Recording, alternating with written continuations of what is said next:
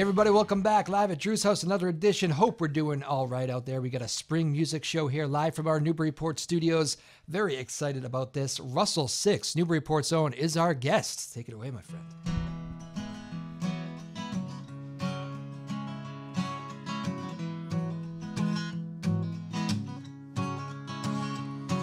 Well, I've been thinking in the time I've wasted drinking, while the miles between us grew apart, that if you had earned a dime for every time I told a lie, you would have paid someone to fix your heart. She says it's all a lot of nothing till it ain't. Heaven only knows if it's too late. So I hold my breath to you and know, and I call your name in the frost when you don't know where to go, when you lost that trail to snow. Follow those footsteps in your heart. Follow my footsteps in your heart.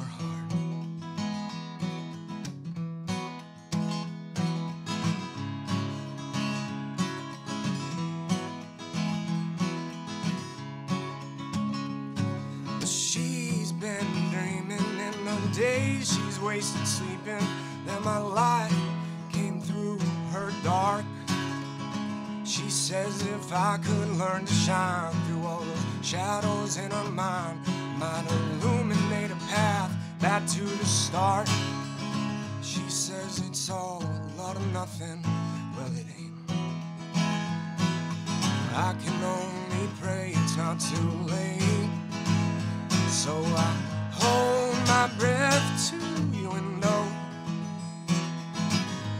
call your name in the frost when you don't know where to go, when you lost that trail to snow. Follow the footprints in your heart. Follow my footprints in your heart.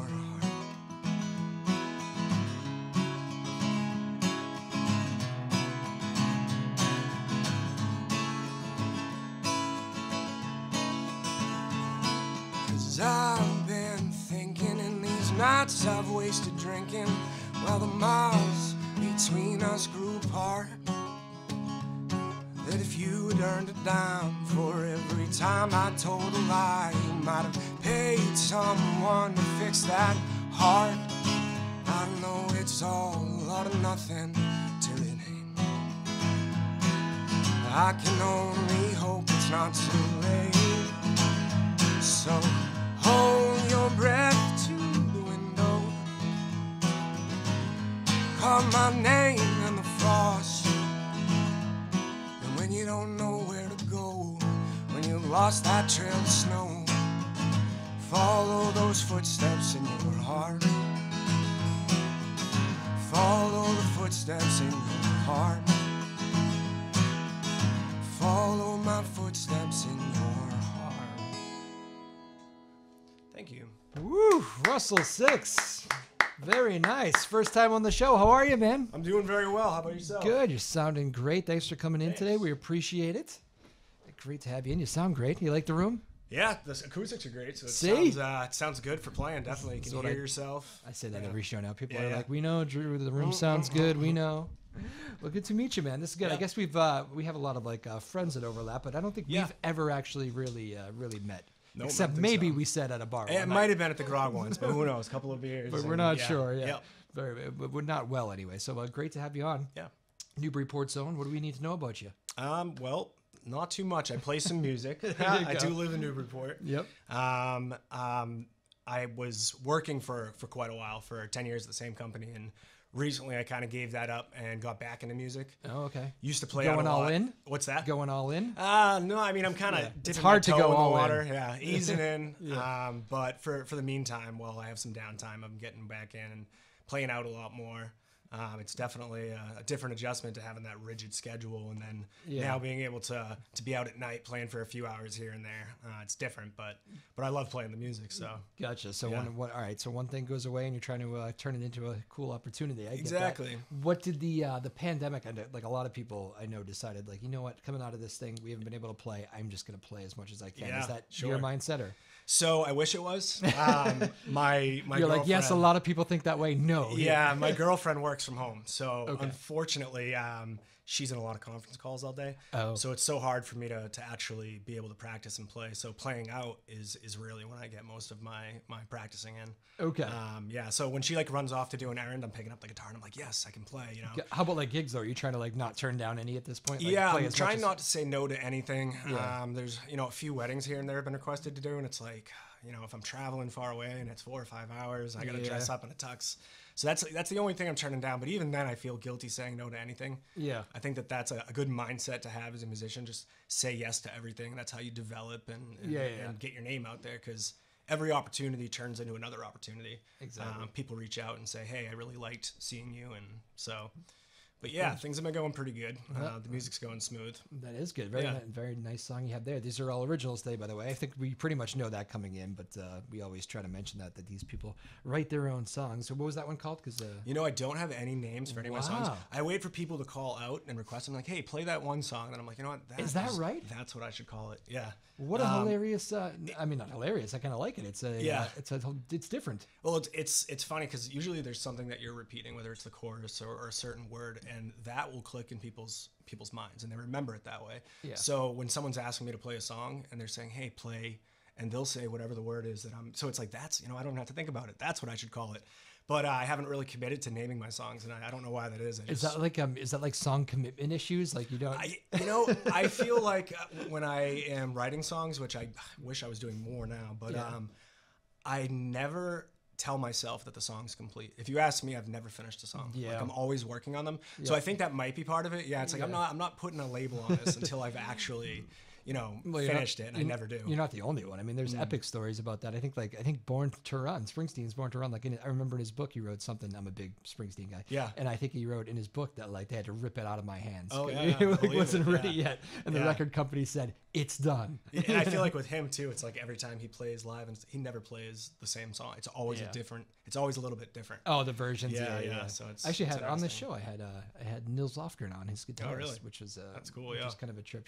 I was actually asking him about that, like how do songs, like, because Nils will pick up certain things, and like on Long Walk Home, Bruce Geek talk here, but Long Walk Home, like on the second half of the tour, I remember you started like singing just out of nowhere, and I was like, was that you? He said, well, Bruce always encourages us to take chances, and we tried it one day and it worked, and it was more. So then it was in, so gotta listen to the boss, man. Interesting. He knows what's going on. Gotta listen to the boss. But anyway, that's funny. So I like the song. All right, so very good. So you're gonna start naming them at some point, or? Yeah, I think I will. Yeah, I mean, I got to, right, at some point. Like, yeah, definitely. That is funny. You can get help with it, your girlfriend and fans. Yeah, those are probably good ones to bounce off of. Yeah. People don't like songwriters don't really take that much stock in it though. No, I hear that all the time. People are like, that one doesn't have a name yet, but right. Yeah, it doesn't make a difference to me, but I think like for other people to be able to recall and say, hey, that song, it's good. And if you're gonna make an album, obviously you need to put something there. Otherwise, everyone can't just have unnamed. That'd be a little weird. Unnamed number 12. Actually, well, that's what Dave Matthews started doing. He started numbering songs. Remember? Yeah. I didn't have a name, so I did number 41. Yeah, number 41, right? That's too funny. 41st song we wrote. Yeah. That's funny. So I guess that is how that stuff happens. And in a Spotify world, you probably want titles at some point. People need to search for these things. You said album, though. I like that. Old school. Yeah.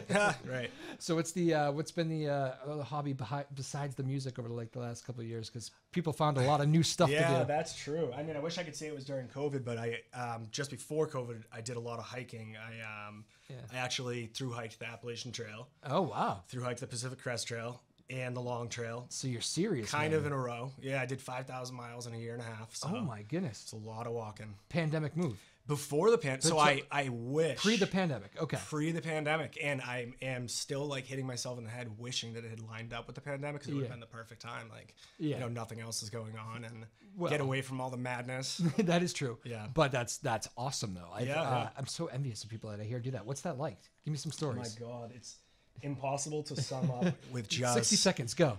It's so difficult. So one of my biggest takeaways is that in regular life, you're so bombarded by stimulation, and whether it's through like commercialism and you drive down the street, whether it's on the radio, advertisements, television, billboards, even just sounds and light, probably stuff we don't even notice, colors and everything. You're constantly bombarded by stimulation. And so when you're in the woods for such a long period of time, you kind of revert back to like a natural state that I think that, all animals kind of live in. Yeah. And you get away from all of that, and you start to realize that all of these stimulations are really not a healthy thing. So if you can learn in a regular life to kind of balance that out, but hiking the trail, it's like forced meditation. You felt great. Oh my God, it's amazing. And then coming back to reality, like I can tell you one short story.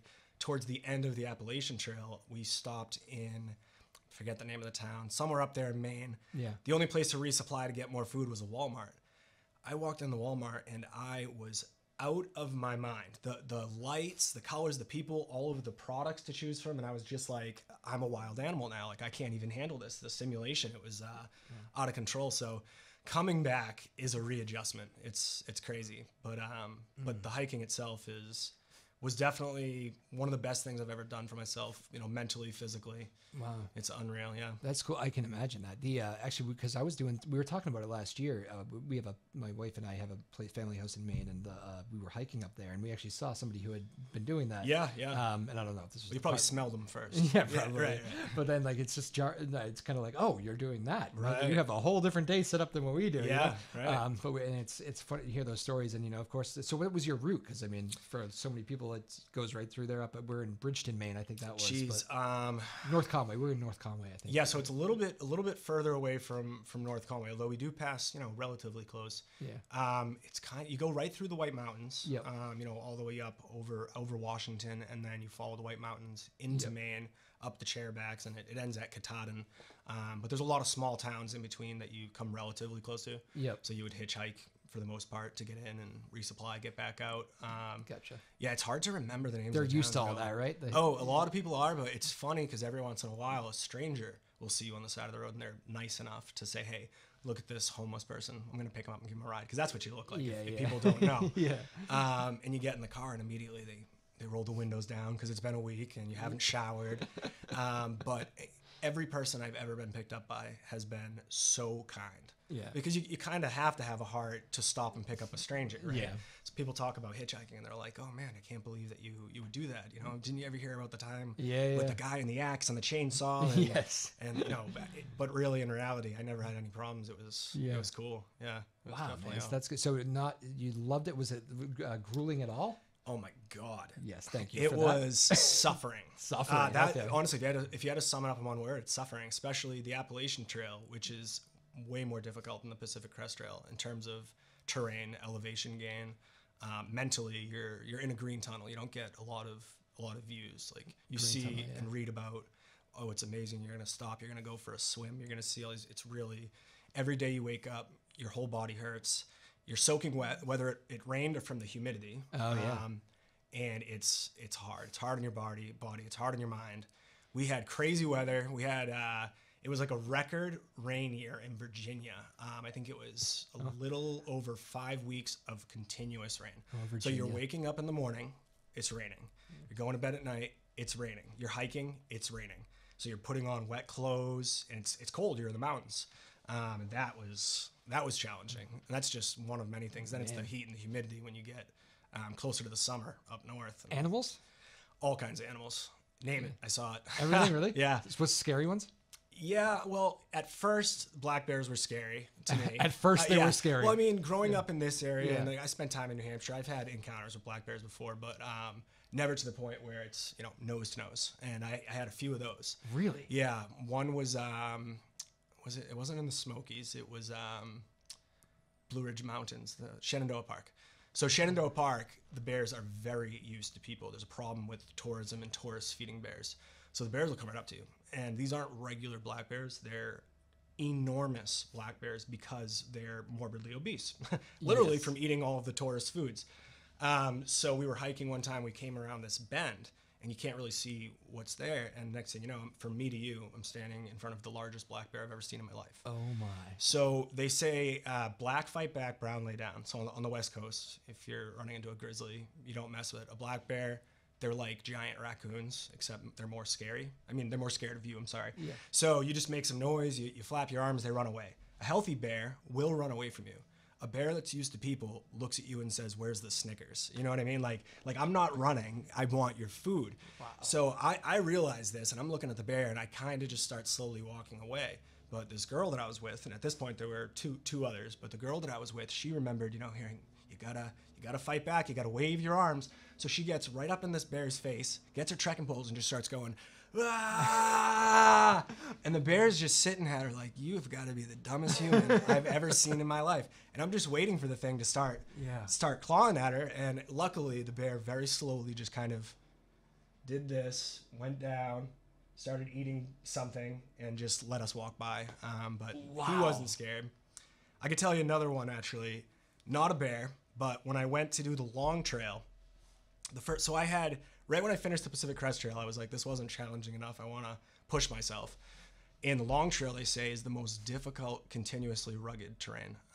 It's really, really old. They weren't thinking about washouts when it was built. It's straight up, straight down, completely washed out. So you're climbing rocks, you're climbing roots. It's a lot of elevation gain in a short trail. Yeah. So I'm like, I'm going to do that. I'm going to do it as fast as I can. And I think I ended up doing it in 6.5 days. So I averaged over 40 miles a day. Yep. Crazy. The first night, I'm exhausted from just completing the Pacific Crest Trail.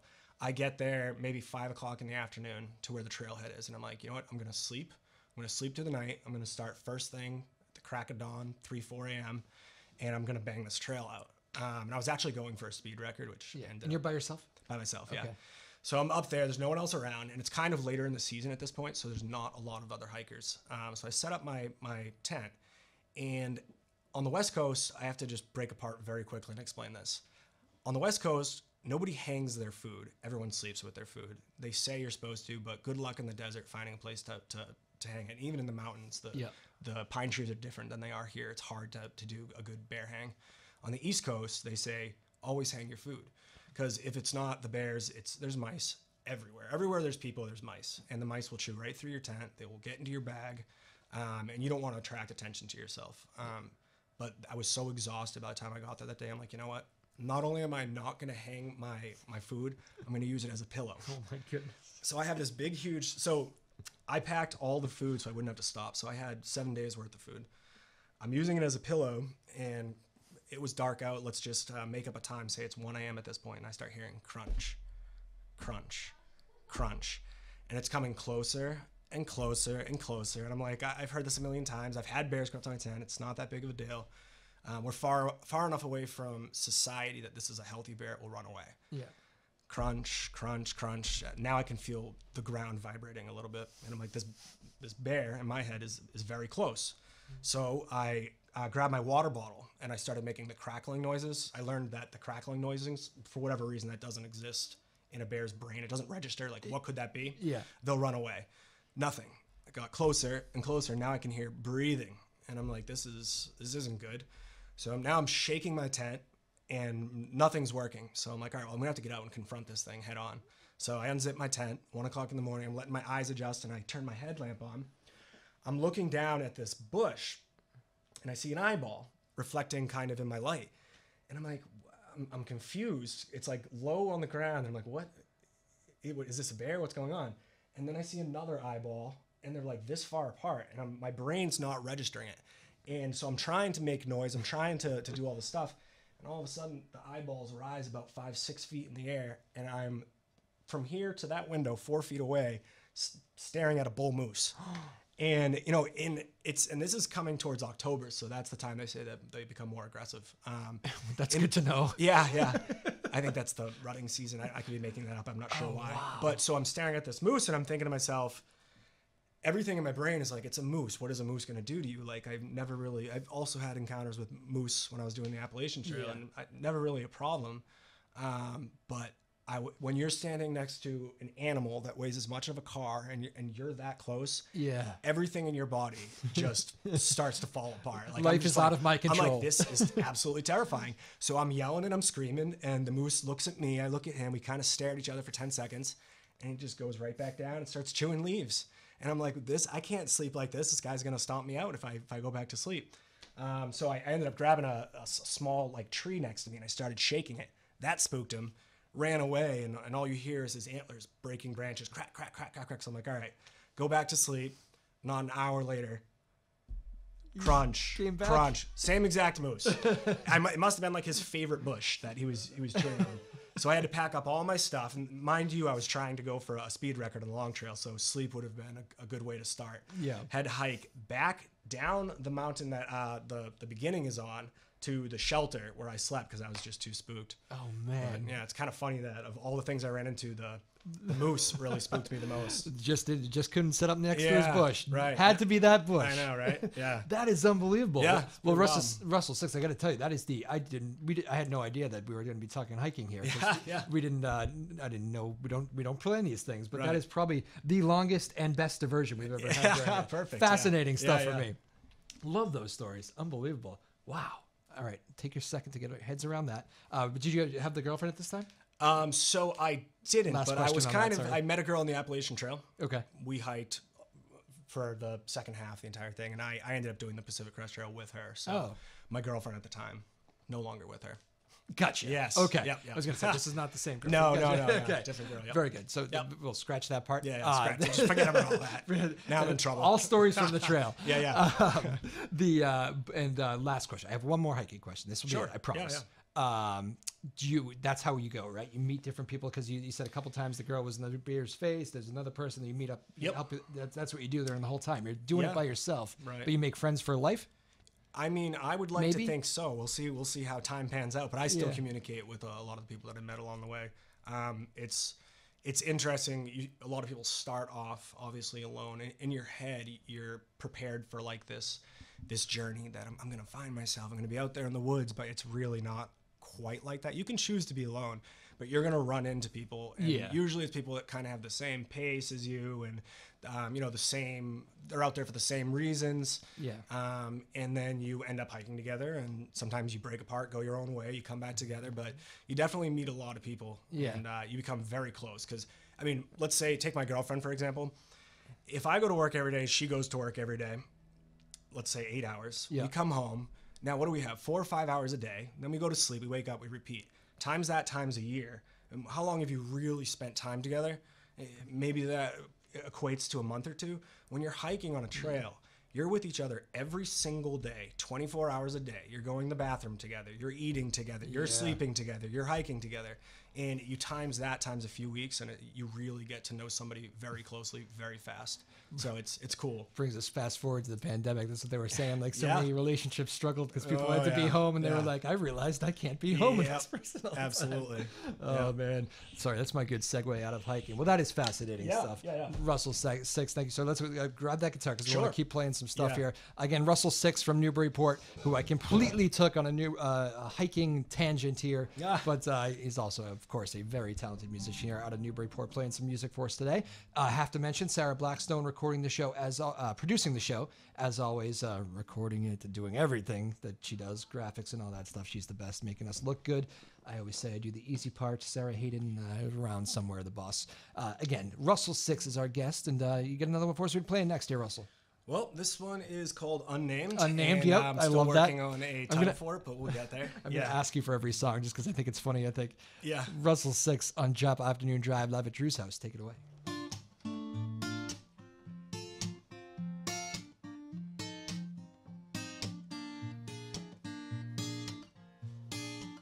She lives her life in a lie with both eyes between a magazine. She lives her life in a lie with both eyes between a magazine. She's always dreaming. She goes out with all her friends, she just pretends. She's so alive, always smiles. But late at night all those city lights have faded, so far from sight. She cries, she's tired of hiding all she keeps inside. So she packs another bowl, it brings that fire to her soul. She smokes, she says it brings her home. Suddenly she knows, she says, all we are is just a flicker in the starlight. We're fading. She says that all we are is just a flicker in the starlight. Oh, we're fading.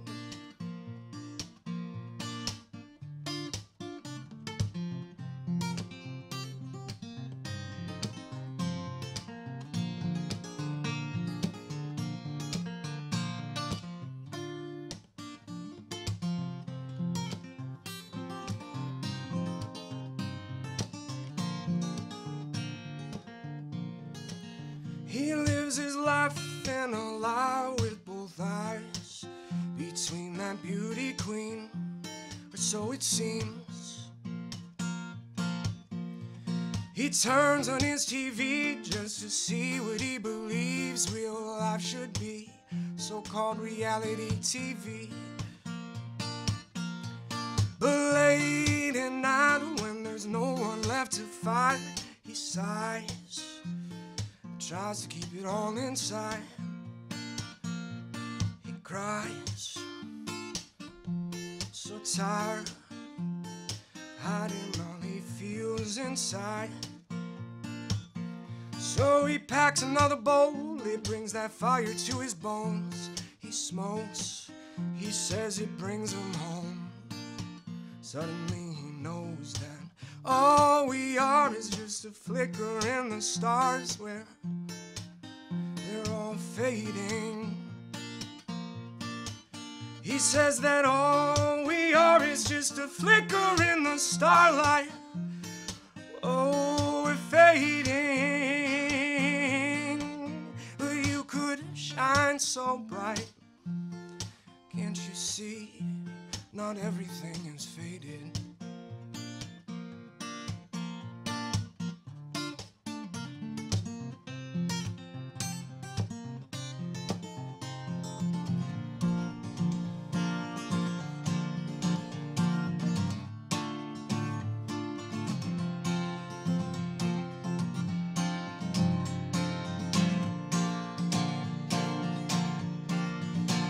So she pop another pill, now go ahead, skip another meal. She'd do anything she will to feel, just to feel.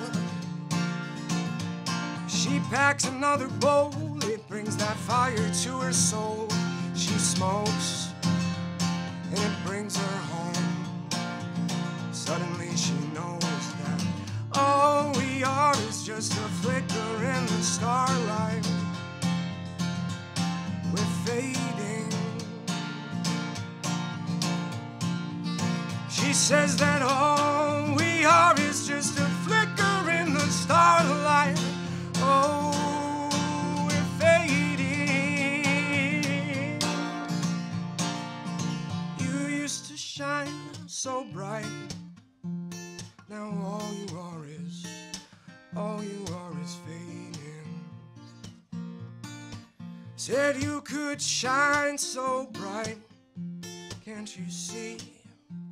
Not everything is faded. Woo. Russell 6, Joppa Afternoon Drive, live at Drew's house. Sounding great here from our Newburyport studios. Hope you're all enjoying this. Sounding beautiful, man. Excellent. Thanks. Great voice. It's funny. I always think when I don't know people. Yeah. It's funny, you get to briefly talk to people beforehand, and then you're always kind of surprised with the voice that comes out. Sure, whoa, sure. okay. Yeah, what's that going to sound like? Yeah. It's always a very, well, I mean, I guess, I don't think I've ever not had I would never say if I didn't have a pleasant surprise, but it's always a very nice, pleasant surprise when you're like, wow, damn, he's got a great voice. So you sound great. Thanks, man. Appreciate that. Good picking, too. Where'd you learn how to play? Honestly, I taught myself. So there you go. And this was before YouTube. So when I was maybe in 7th or 8th grade, there was a kid that played guitar, and I was just kind of blown away by the idea of a single instrument and just expressing yourself in that way. And so I was like, hey man, how do you do it? Yeah. And so he just showed me on a piece of paper. I still remember this. And he taught me how to read just tablature. So wow. you're just looking at numbers and frets. And so I remember thinking like, okay. Like an older guy at school, or? No, younger. This is like 7th, 8th grade. So it's something like a peer. Yeah, exactly. Wow, okay, cool. And so he showed me, geez, I think it was a Nirvana song. And so I learned how to just do that. And then from there, just picking up tablature. Wow. So you go online and kind of, I never really learned, to my detriment. So it's like I'm not so much a musician because I see guys who are just great at playing guitar. Yeah. I'm like, it's not really me. I kind of just I hack it, but enough that I can express myself and make things. And it's interesting. Do you remember that guy's name? Jeez, I don't. That's I want to say maybe Brendan. I could be making this up. We'll say Brendan. Yeah. Somewhere Brendan's like, it was me. Yeah, that's funny. That's well. It's like there's great guitarists that have great musicians who have not been like I remember John Lennon saying like, I'm not the most functional guitarist, of course, ever. Sure. Yeah. But I can make the thing scream for me. Yep. Which is like just when you put his personality into it and stuff. 100%. It's I always like that about John Lennon. I was like, yeah, there's something about when John Lennon played. Like I always like John Lennon's acoustic stuff too.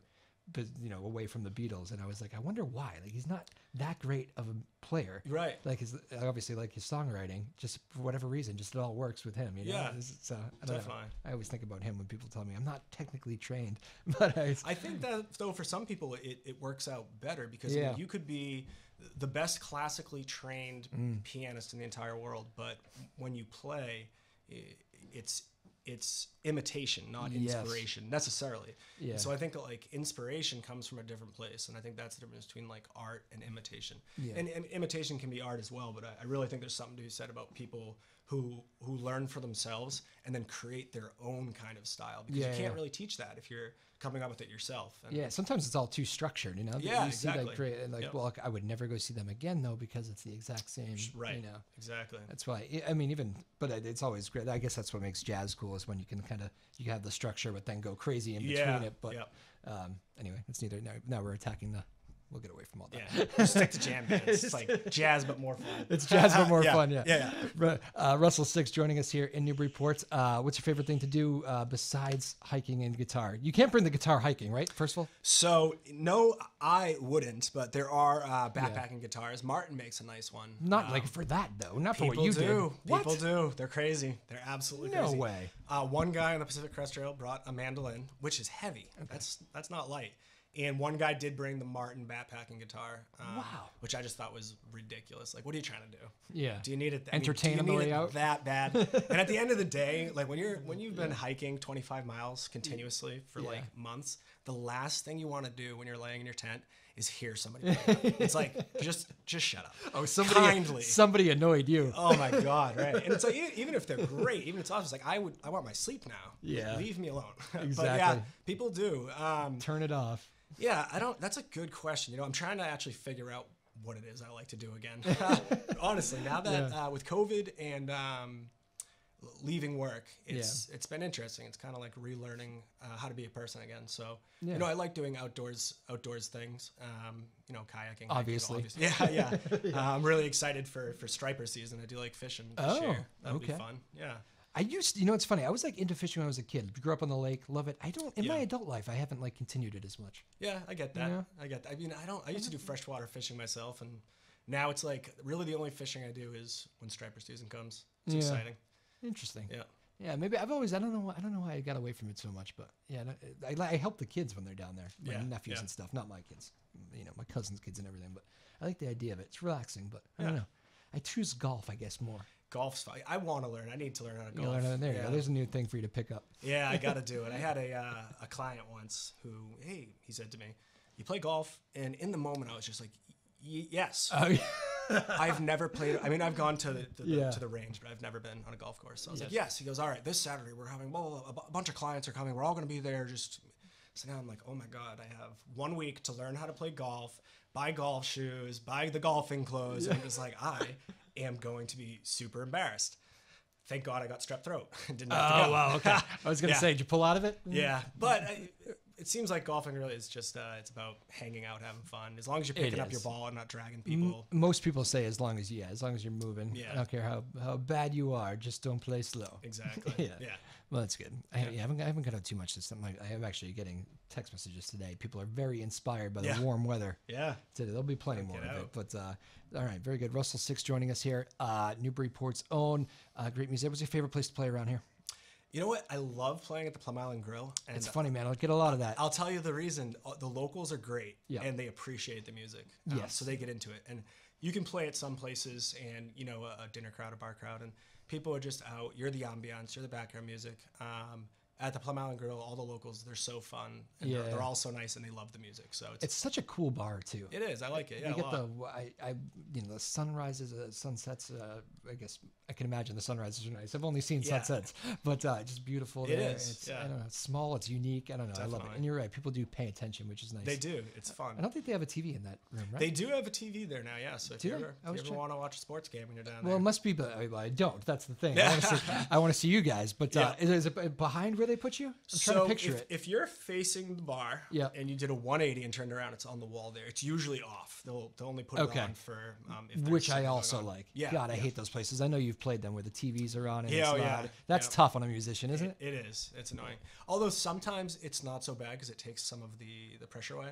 You know, when I go on and I'm playing somewhere like that, I'm just thinking in my head, this is a job. Yeah. I'm I'm getting paid to get up here and to play 80 cover songs that everybody knows. And I'm going to come in, I'm going to do my job. And so I think sometimes when the TVs are on, it kind of just makes it a little bit easier for me. It's like I can play whatever I want. Yeah. I can play something that normally I don't have to worry about the crowd or what they're thinking. It's not all eyes on you. I get it. And are you trying to find some people that are maybe into you? You're just looking in the crowd for those eyes?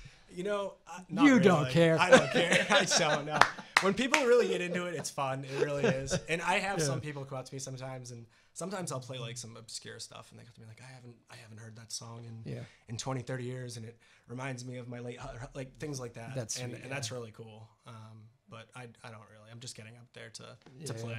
That's a good outlook on it. I know some people get more offended personal, by it. Yeah. Can you believe this place had? Well, I kind of can. It was a Patriots playoff game. Right? Yeah, exactly.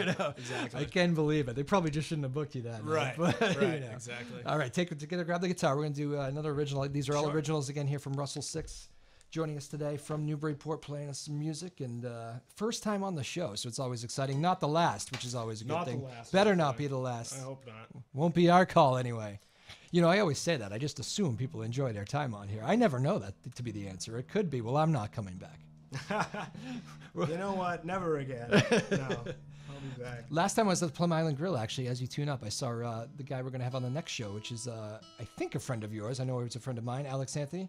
Yeah, so me and Alex actually, funny enough, grew up on the same street. Is that right? A couple houses down from each other. No kidding. And we, growing up, we were both learning to play guitar around the same time. We'd bounce ideas off each other, and it was always kind of a competition a little bit. I think we're just competitive in general. We have that kind of friendship. And so I think I'd learn a song, and then he'd be like, "Man, I'm gonna do that, and I'm gonna do it better." And then he'd learn a song, and I'm like, "Man, I gotta do better." And Alex he's a great guitarist now. He really is. I see him play, and it's also speaks very highly of you, by the way. I don't believe that for a second. No, he does. You're lying. No, he does. I have text messages to prove it, my friend. I don't know about that. Same street, so guitar rivalries in Newburyport. There you go. A little I shouldn't say guitar rivalry. I think that we just had a healthy competitiveness that. Well, rivalry is not negative. Yeah, you're right. It's not. Well, unless it's the Yankees and the Red Sox. Try to avoid the brawls. We'll be good. Right. You know, I talked to you. You're a baseball guy, I take it? Not so. Only when they're doing well. I'm such a fan. So whatever. You drop the Red Sox Yankees rivalry. Yeah. I'll carry it from there. I talked with the guy who hit A-Rod when A-Rod charged them out that day. Bronson Arroyo. I was interviewing him the other day because he's a musician too now. Yeah. And he was playing that little Boston fundraiser, and he told me that to this day, A-Rod has not forgiven him and talks badly about him with friends of his. That's too funny. Isn't that bizarre? I can kind of. They're he's 45. A-Rod's pushing 50 now. That's ridiculous. It's bizarre, man. And I was like, really? To this day? He's like, yeah. He's like, my old trainer is his old trainer. We got a lot of mutual friends that cross paths, and he'll still talk badly about me, and it will get back to me, and I'll be like, God. Funny. And I'd never had dinner with him. I never did anything, and I heard he's just kind of a baseball lifer, kind of a baseball dork. Like he'd do anything to still be playing, and he just always took offense to it. And then he said it does go back a little ways because we actually grew up in the same high school town, or high school league. They were in the same league. They were kind of the two stars. So there's some drama there. Bronson said something about A-Rod and his team during the high school that made it in the local paper. He goes, A-Rod didn't like that. That's too funny. Always remember that. And then I hit him that day. It was over. You know, that's great. So crazy. I never really cared for A-Rod. He's talented, but you gotta not like him. A lot of people feel that way, right? Yeah. He went the wrong side anyway. Yeah. Russell 6 live at Drew's house. Chop Afternoon Drive. Take it away. So this is a song that is titled Unnamed as well. Is that right? Yeah.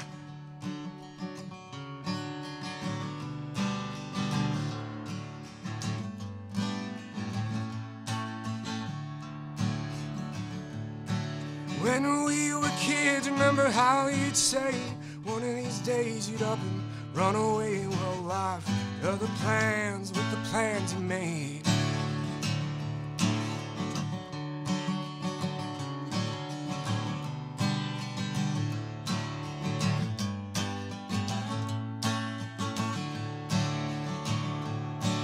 There's holes in our shoes, there's holes in our souls. I got a whole lot of love for you, so come home. I'm tired of waiting up for you.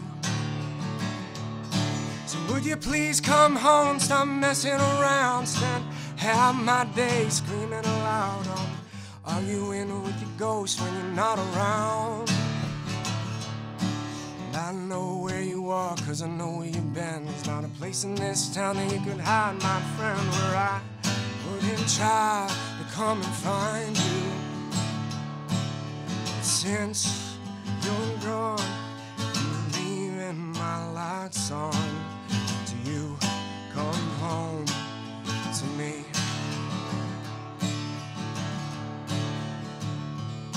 And when we were kids, remember how you'd play, come kiss my cheek, go run away. And it's funny how some things never change.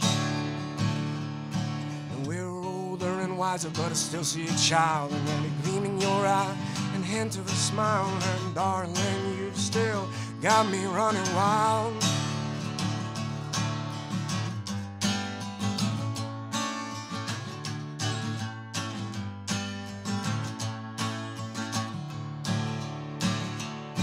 So would you please come home, stop messing around, spend half my day screaming aloud. I'm arguing with your ghost when you're not around.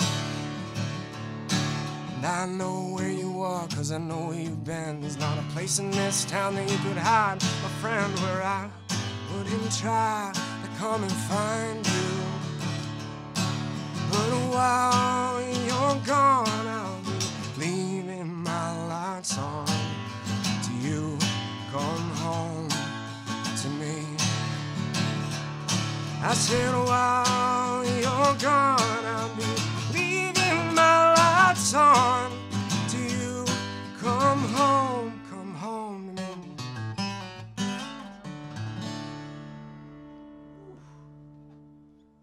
Russell 6. Thank you. Outstanding. I like that one a lot, man. Is that one of your favorites? I feel like you really like that one. I like that one. You like them all. You like all your unnamed songs. I wish I liked them all. I'd play them more. Yeah. Is that true? You get sick of some of them? Well, it's funny. You play a song when you feel a certain way. You write a song, and then I think that as you move on and you're away from what that song might have been about or what you might have been feeling at that time, you don't feel the need to play it anymore. For me, playing guitar has always been for me. Right. So it's kind of therapeutic in that way. And so if I'm writing a song about something I'm going through or something that I'm feeling, and then now it's all rainbows and butterflies, it's like, I don't want to bring myself down with that sad song. But God, that was a dark time. It is. You do always think about that stuff. Some of the best albums of all time are just these dark albums. And it's like, how did those, well, hopefully they're all made it and some of these rock stars and millionaires, but they have to dip back into some of that stuff. You know?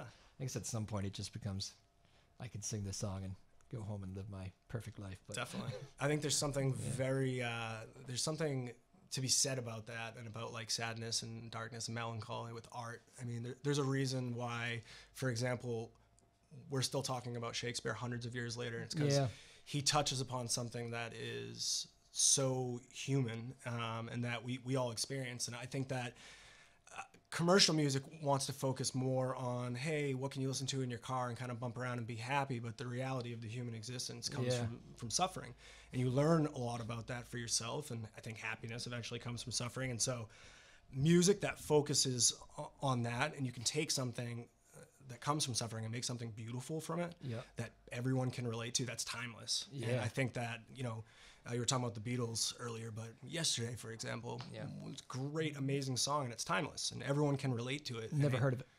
So it's from this kind of pop band. They're from Liverpool. Big song though. No, I know the band. Big song. Yeah. But things like that. There's something to be said about that for sure. Yeah, I mean, stands the test of time. You're so right, and that's like the stuff.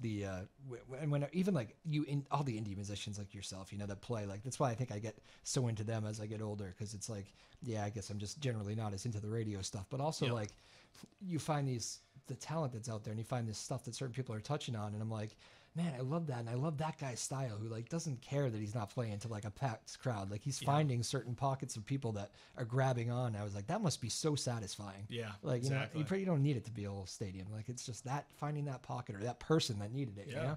That's what it's all about. Definitely. Russell Six joining us here. Joppa Afternoon Drive live at Drew's house. How did you stay sharp on the trail? Like a year. So you didn't play for? I didn't. How many months total? Jeez. So the Appalachian Trail was like 5 months, 2 weeks roughly, and the Pacific Crest Trail was a little bit longer, about 6 months, and then the Long Trail was 6.5 days. I got to keep throwing that out there. I really crushed it. I really did. Really good 6.5 days. No, so it was, it was a lot of not playing. It's funny, when I came back, it's like my ear was a little bit different, and I felt like I could actually play better. Really? I had with it. Yeah. Wow. So it's funny, but stepped away for a little bit. Yeah. Maybe just new perspective. Who are the influences? Who you like? Oh, it's hard to say, because everybody, honestly. Yeah. It's funny. You get a little like I was trying to. I guess I always hate trying to pin people down, but it's like there's like a little at first Ray LaMontagne, and then there was like and there was some like country stuff I heard too, maybe, and so I don't know. It's a little good mixed bag of lately I really like the whole like roots revival stuff that's been going on the last couple of years, and there's kind of like a blend between that music and country, like the songwriting of country, right? Kind of some of the roots revival stuff that's happening. But lately I've been on a big Jason Isbell kick. I don't know. Oh, me too. Such an awesome songwriter. That was my pandemic guy. Yeah, like I knew like a few of the big hits like beforehand, but I remember I literally watched when we couldn't go to concerts. My wife and I stayed home. We watched a whole House of Blues Jason Isbell concert from like 5-10 years ago, whatever. Watched the whole thing straight, like which we don't usually do. Like we'll watch occasional videos, but we watched the whole concert because we were kind of getting into him, and just we both did it at the same time and just found him. And I don't know, he's one of my favorites, man. He's awesome. I can't believe I haven't seen him yet. He just has such a great, like his songwriting is so authentic and real. It's like, that's not something that comes along all the time, you know? Yeah. Another one who I like a lot, it's kind of similar with the songwriting, but more so it's the rawness of the way that he sings, is Tyler Childers. Oh, I'm not too familiar. Okay. So he, leans more towards a country sound, but unbelievable voice, and his songwriting is just real. It's authentic. Yeah. Like you can tell he's not writing to create an album to make money necessarily. He's writing because it's like he's trying to express himself, and the writing is so specific that you can't fake it. It's about him, his life, about things, his experiences. I love that. It's a new name for me. I like that. I always like when that happens. Definitely check him out. Cool. Well, this has been a pleasure, man. Yeah, Russell absolutely. Six. I hope you enjoyed this first time on the show. I certainly did. We have great stories today. Yeah, I think I talked too much. Was I supposed to do that? No, I prefer that. Perfect. It makes my job easier. There you go. No. I always say if we can get people doing that, that's the easy. That's the good part when people get rolling like that. I would have interrupted you if the story was lame. By the way, perfect. I'm very skilled at that. I'm a good way of shifting things if the story sucked. Yeah. And Sarah's like, get him off this. Don't talk about this anymore. Too funny. I've gotten that look before too, yeah. But not today, my friend. Good stories good. today. Did something right. I'm gonna have you grab the guitar because I want you to play us out with a little whatever you feel comfortable playing us out. I'm gonna do the programming notes here. Sarah Blackstone, thank you again for producing the show and doing a great job as always. Sarah, by the way, has been doing I don't know how many months now. It feels like can you give me a 6 months? Is it 6? Did I guess right? Wow, damn, I'm good. Sarah's been doing this tour for like 6 months now, and I keep saying that she's like kind of helped reinvent it in many ways with like the graphics and just the Instagram and whatever the hell else she's doing. There's a whole lot of stuff she's doing, but she does a really great job with it, and I definitely don't get to say it's enough. So when people are tuning their guitar, I'm going to use that moment to always give a shout out to Sarah Blackstone. Thank you. And Sarah Hayden. You can't clap for yourself. I'll clap for you. There you go. Oh, and there's the boss, Sarah Hayden, in the house. There you go. Now you have to pressure to play us out here because the boss is now... What is that? Oh, she was thanking me. That's sweet of you. But I'll give the applause for her. She's great. Sarah Blackstone, and thanks to Sarah Hayden also in the house. We are small but mighty today. Happy spring. Hope you're all doing okay out there. Staying healthy. Gets fun this time of year, right? Good time of year to start doing things. Go see some live music. Go see this guy, Russell Six. Where are you playing? You want to get some dates out there real quick? So I'd hate to throw a plug that's the wrong date, but I got a wedding and a few things this week, so it's not till next week. And I can't. How about like common places? You hit up the Plum Island Grill a good amount? Yeah, I'm playing there. I mean, usually about every other Sunday. There you go. Yeah. But yes, go and people can find you on Instagram as well, Russell. Yes. So my Instagram is ramble_on_Russ. Ramble on. Ramble on Russ. Ramble on Russ. That was actually my trail name. Was Ramble. So is that right? That's right. Wait, trail name. I need one more quick story. What's the trail name deal?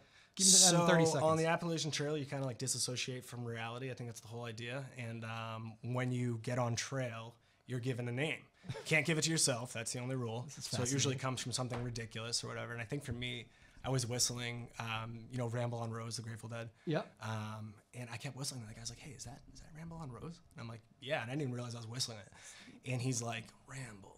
And so then a couple days goes by, and he's calling me Ramble. Next thing you know, everyone's calling me Ramble, and that was my trail name. So everyone has a trail name on the trail, yeah. I did not know that. Yep. What a great fun fact to end with. All right, Russell Six, go check him out. Go find him on his Instagram. Go find him online, and go see him live whenever you can get the chance. This has been a pleasure, man. Thanks for coming on. Bring us home.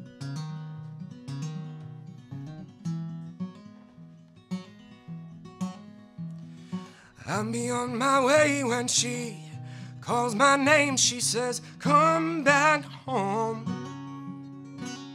back to Massachusetts, baby. Keep my bed warm. I'd be crazy not to stay. Your love keeps me honest, babe. I'm on my way, and I'll be home before that north wind blows. Said I'm coming home for that north wind blows. And if my plane goes down, I know she'd still get me home, if only for my bones. That's Massachusetts, and I'll rest my soul. Short and sweet.